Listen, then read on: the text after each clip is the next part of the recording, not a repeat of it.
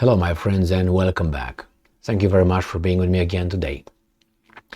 I would like to provide you with an update from the Ukrainian front, and I usually use, and I will try to do it this time, an Ukrainian source and a Russian source. Usually the Ukrainian source that I use is Ukrinform and the Russian source is Sputnik. The problem is the Ukrainians updated their site or this article regarding whatever happens on the front. The Russians did not. So this gets me to that point where I will use the first come, first served. And that brings me this kind of story. If you remember Nathan Rothschild, remember Rothschild? Okay, so supposedly he made a killing by buying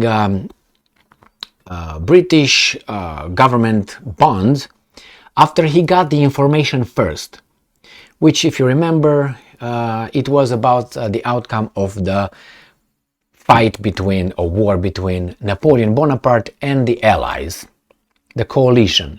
Napoleon always fought against coalitions. Rothschild got his little travel pigeons that, his men told him, hey, Napoleon lost. The alliance, the coalition won. So he, based on that information, according to the legend, he said, guys, Napoleon won.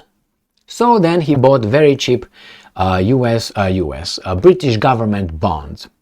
And therefore, after the courier, the official courier from the Great Britain showed up, hey, actually Napoleon lost, Nathan Rothschild and supposedly ended up with very cheap British government bonds. So he kind of took control of the Bank of England.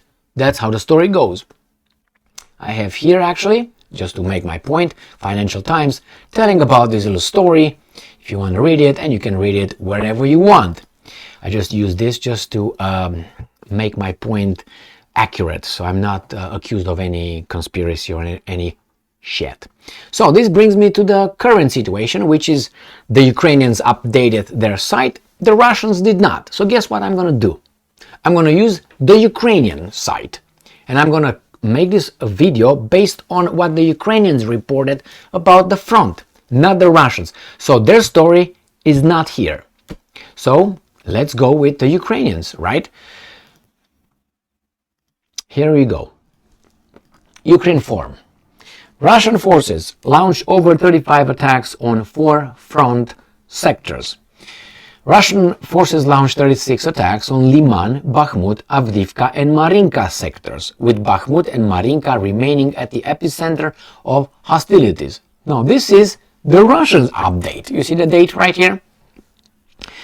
This is from yesterday. So here it is. I can show you only the map, where is what and who's doing what, but not updated.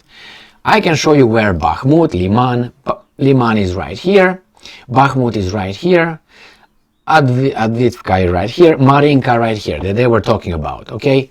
The situation is like this in Bakhmut, Artemovsk by the Russians, Avdiivka like this, so surrounded almost, and Marinka like this. Here is Liman, is the same kind of attempt. They're far from it, but hey, let's see what the Ukrainians are saying. The General Staff of the Armed Forces of Ukraine said this in evening update as of 1800 on May 12, Ukrinform reports. According to the General Staff, the Russian army continues to focus its main efforts on the mentioned sectors. In total, throughout the day, the invaders launched 4 missile attacks and 26 airstrikes, as well as more than 20 attacks using multiple launch rocket systems, private residential buildings, and blah blah blah. I'm not going to read that propaganda. Let's go here. What was that? Oh my god. It is stressed that the threat of Russia's further missile attacks and airstrikes on the entire territory of Ukraine remains high, because the enemy continues to use terror tactics. Throughout the day, the Ukrainian Air Forces launched 4 airstrikes on the clusters of enemy personnel and military equipment. On their part, units of the Ukraine missile troops and artillery hit 3 areas of concentration of the enemy's manpower. 3 artillery units in firing positions as well as 1 E-warfare system. Now, in the Volyn and Polisia directions, the situation has not changed significantly. There have been no signs of Russian offensive groups in formation. In the Severshchina and Slobozachnya directions, the enemy continues to maintain a military presence in the districts bordering Ukraine. The invaders used mortars and artillery to shell Volfinia in Sumy region, Chervonha Zoria, and another 4-5 in Kharkiv region. So they were talking about this area of the front, which is the north side against Belarus, and then you have Chernihiv, Sumy, and then Kharkiv. They're right here in this area. Now, the Ukrainian update is going to move into this area, coming from talking about Luhansk, Donetsk, Zaporozhye, and then Kherson. So let's see what they say. In the Kupiansk direction, this is in this area right here, Kupiansk. The enemy launched artillery and mortar attacks on 1, 2, 3, 4, 5, 6, 7, 8, 9, 10 and Kharkiv region in Luhansk region. So they said the Russians were basically just shelling in this area here. In the Liman direction, so we go a little bit south of that, which is right here, Liman, right here north of Bakhmut. So let's make it like this. So right here is Liman. Russian troops struck Makivka and Bilohorivka in Luhansk region, as well as Spirny and Verkhonyokamianske in Donetsk region. Now we move south a little bit in the Bakhmut direction. This is where supposedly the Ukrainian counteroffensive already started. So let's see what the Ukrainians are saying. In the Bakhmut direction, the Russian army continues its assault. Battles for Bakhmut are ongoing. The enemy conducted unsuccessful offensive operations in the area of 1, 2, 3, 4 settlements. The invaders launched airstrikes on the areas of Bakhmut, Bogdanivka, and New York, not New York City. And you got 1, 2, 3, 4, 5, 6, 7, 8, 9, 10, 11 settlements in Donetsk region came under enemy shelling. So they're talking about this area right here. And then they're going to move down right here, a little bit south, to Avdiivka. And then they will go to Marinka, and maybe they go to Uhledar or Vuhledar, and then they will talk about Zaporozhye here. So let's see what probably they say about Marinka. Avdiivka first, and then Marinka.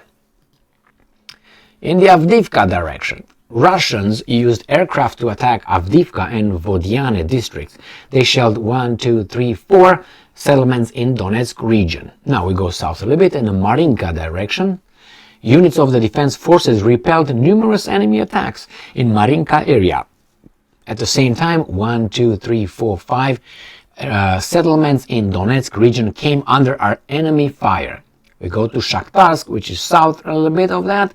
The Russians did not carry out offensive operations. Instead, they launched airstrikes on 1, 2, shelled 3, 4, 5 settlements. Now we go in Kherson and Zaporozhye Oblast. Now these are these two, Zaporozhye, and this is Kherson. This is where the Ukrainians were the most active, I would say, right here in this area. They shelled the most.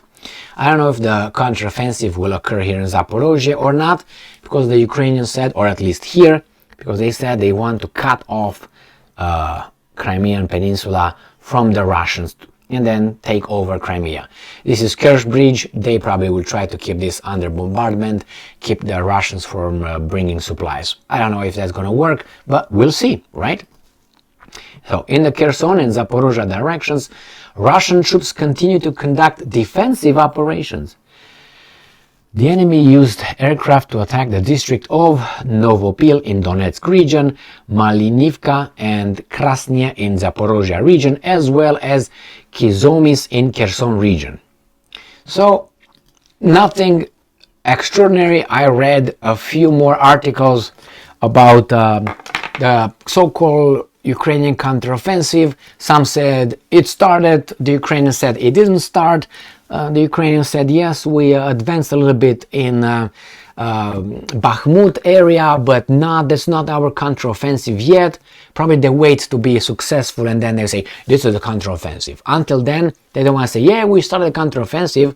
Maybe they're going to be punched in the face and they say, hey, where is your counteroffensive? So probably they wait for some success first and then will say, if they will have that, and they will say, hey, this is our counteroffensive. If they will not have that success, they will say, well, we postponed the counteroffensive actually, which is actually in full swing but unsuccessful. That's the way it works, deceiving and giving us the information. What, are you going to tell your army, guys, we suck? No, you're not going to tell them. We're winning, man, we're winning. Don't look over the map, but we're winning. So this is the update without the Russian update because their courier did not show up yet. Only Rothschild's pigeon showed up yet, as of now, which is the Ukrainian form. Good job. Thank you very much for being with me again today. Stay strong, stay smart, look for the truth, and be just.